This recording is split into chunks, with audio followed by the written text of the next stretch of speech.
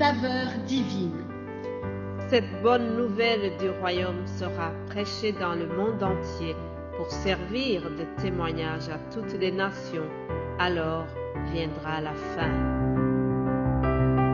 Ce pain céleste vous est présenté par Immaculée Niraneza. Bienvenue très chers amis à l'écoute de l'émission Saveur Divine. Bonne année encore une fois, meilleurs vœux pour cette année 2024. J'espère que vous avez eu une belle fête de fin d'année, que la traversée s'est bien déroulée et que nous entrons en 2024 avec beaucoup de joie.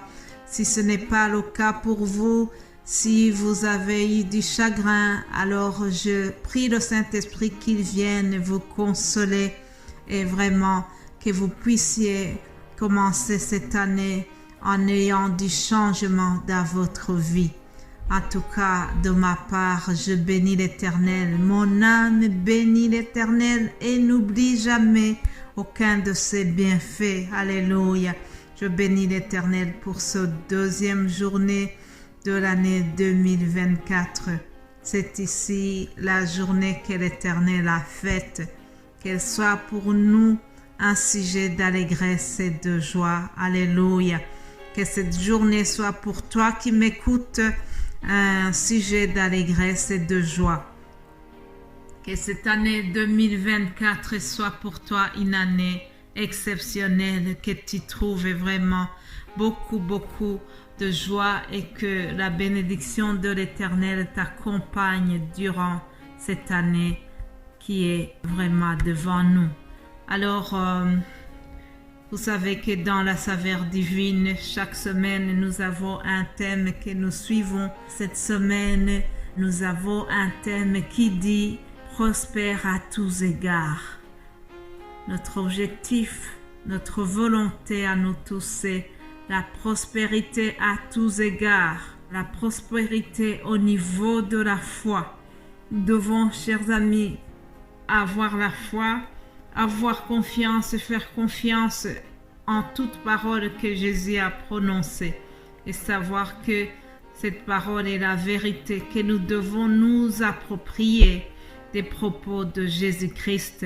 Alors, la parole qui va commencer notre émission aujourd'hui, c'est Jean 14, verset 12. Jean 14, verset 12, il est écrit: en vérité, je vous le dis, celui qui croit en moi fera aussi les œuvres que je fais, et il en fera de plus grandes, parce que je m'en vais au Père. Alléluia. Ce sont des paroles que Jésus a adressées à ses disciples. Il se préparait de les quitter, mais il leur a dit, même si je m'en vais, même si je retourne auprès du Père Céleste, la mission que j'ai commencée, les œuvres que vous m'avez vu faire, les miracles auxquels vous avez assisté, je vous assure que si vous croyez en moi, vous êtes capable de faire aussi les mêmes et en plus vous pouvez faire au-delà de ce que moi j'ai fait. Alléluia.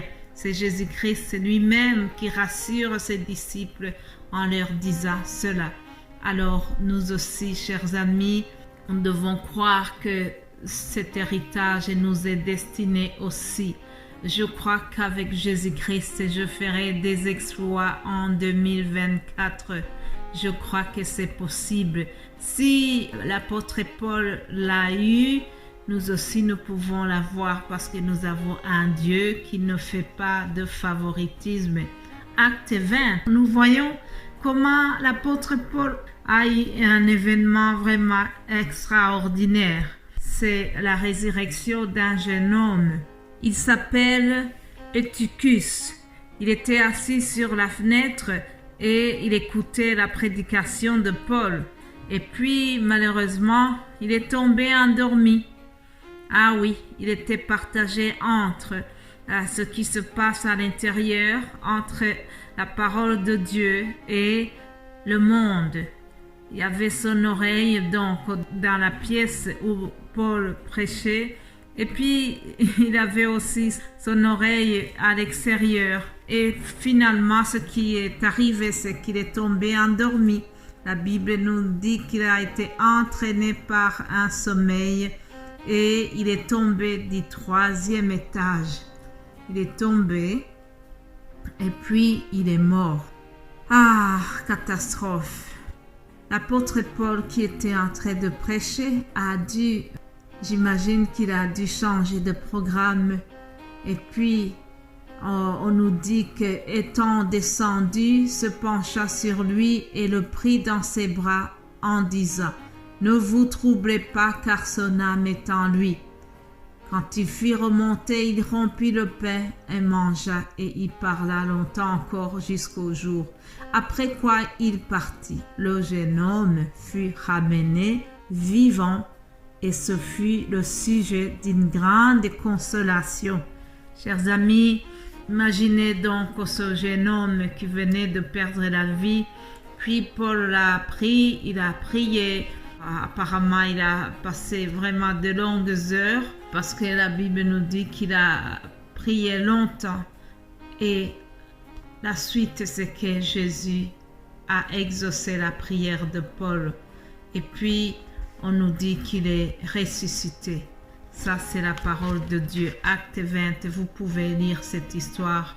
Acte 26 à 12, pardon.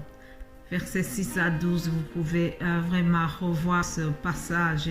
Moi, j'ai pris la résolution de lire la Bible cette année et la relire. C'est vraiment ma résolution. Je prie que ce soit la tienne aussi. Et je souhaite vraiment y arriver. Que le Saint-Esprit nous vienne tous en aide. Je ne suis pas meilleur que vous, mais je sais qu'avec Jésus-Christ, nous ferons des exploits.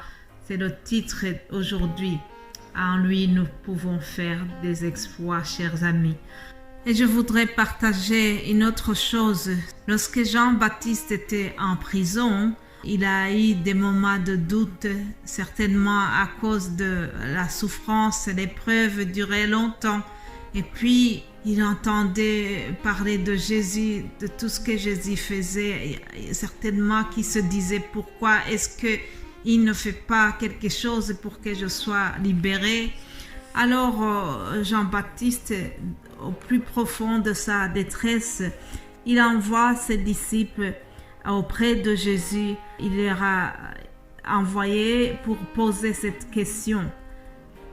Es-tu celui qui doit venir ou devons-nous en attendre un autre?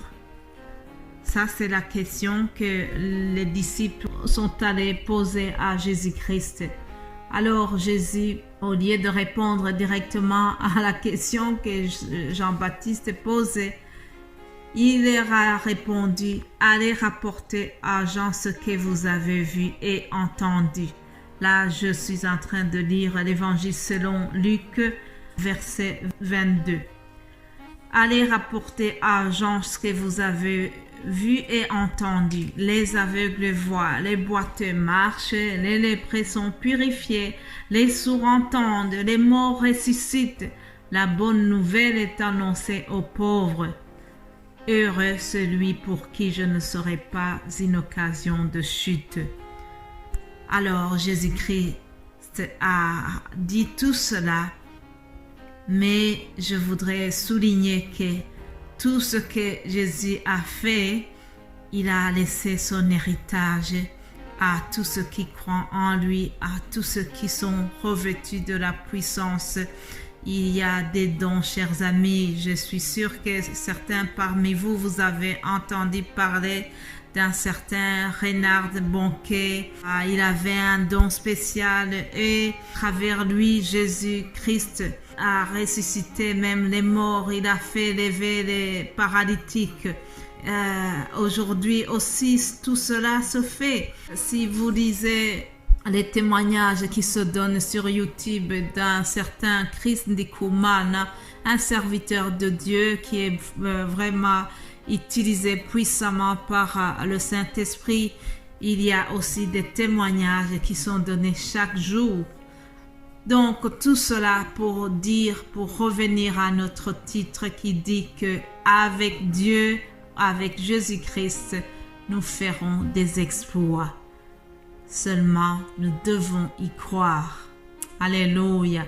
Je crois qu'avec Jésus-Christ, je ferai les exploits en 2024. Je te le souhaite aussi, toi qui m'écoutes à l'instant. Alléluia. Père, nous te bénissons pour ta parole. Ta parole est la vérité, Seigneur. Maintenant, nous te prions, Seigneur, que cette parole soit enracinée dans les cœurs de ceux qui viennent de l'écouter et surtout que ta volonté accompagne puissamment cette parole. C'est au nom de Jésus-Christ que j'ai prié. Amen.